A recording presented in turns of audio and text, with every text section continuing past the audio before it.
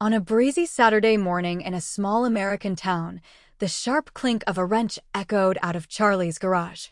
Charlie, a wiry, soft-spoken man in his late 30s with grease under his fingernails and a quiet kindness about him, worked alone, as always. After his divorce and his parents' passing, the garage had become more than a job, it was his refuge. He didn't have much in life, but he was proud of what little he owned and proud of his honest work. That morning, as he adjusted a carburetor, he heard the sound of a chain snapping, followed by a frustrated little yell. Ugh, not again. Charlie peeked out of the bay and saw a little girl no older than 9 sitting on the curb with her bicycle, one pant leg streaked with oil, her tiny fingers tugging hopelessly at the chain. He chuckled softly. Need a hand there? The girl looked up, her big brown eyes wary at first, then hopeful. My chain keeps falling off. My mom told me to be careful, but she trailed off. Bring it in, Charlie said, wiping his hands. I'll show you a trick or two. The girl wheeled the bike over and watched with rapt attention as Charlie flipped it upside down. But instead of just fixing it for her, he crouched down and patted the ground next to him. You want to learn how to fix it yourself? He asked. Her face lit up. Can I? For the next half hour, Charlie patiently walked her through loosening the bolt, putting the chain back on the sprocket, tightening everything just right. The little girl's small hands shook as she worked, but Charlie never scolded or rushed her, just smiled whenever she looked at him for reassurance. There, he finally said, stepping back. That's all you. Give it a spin. The girl beamed as she pedaled in place and the wheels turned perfectly. I did it. Charlie grinned, feeling a quiet pride he hadn't felt in years. You sure did.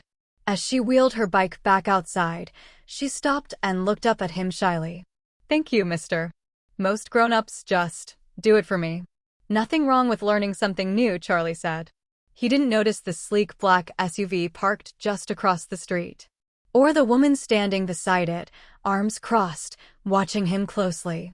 The next morning, Charlie arrived at the garage to find a brand new sign hanging above his door. Charlie's Garage, honest work. Honest man. Confused, he stepped inside to find a shiny new set of tools lined up on his bench, a brand new compressor humming quietly in the corner, and his battered register replaced with a modern point-of-sale system. On the counter sat a handwritten note. You taught my daughter more than just how to fix her bike. You showed her patience, kindness, and the value of learning. We need more people like you in this world. Call me when you're ready to expand. Emily Grant, CEO, Grant Automotive Group. Charlie stared at the note, his throat tightening. Emily Grant, the Emily Grant? Everyone in town knew her name. She owned dealerships and service centers all over the state.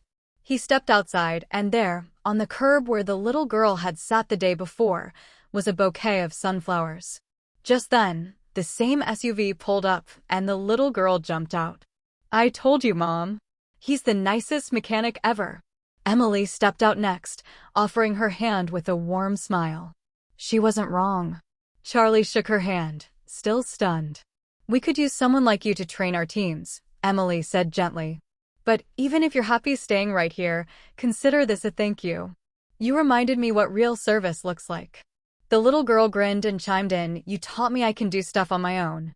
Charlie felt something he hadn't in a long time, a lump in his throat that wasn't sadness, but something like hope. He looked at the girl, then her mother, and finally at the shiny new tools inside his little shop. Maybe, he thought, teaching someone to fix more than just a bike had fixed something in himself, too. And for the first time in years, he allowed himself a real smile. Sometimes the smallest kindnesses we give away come back to us in ways we could never imagine. And sometimes, when you help someone find their strength, you rediscover your own.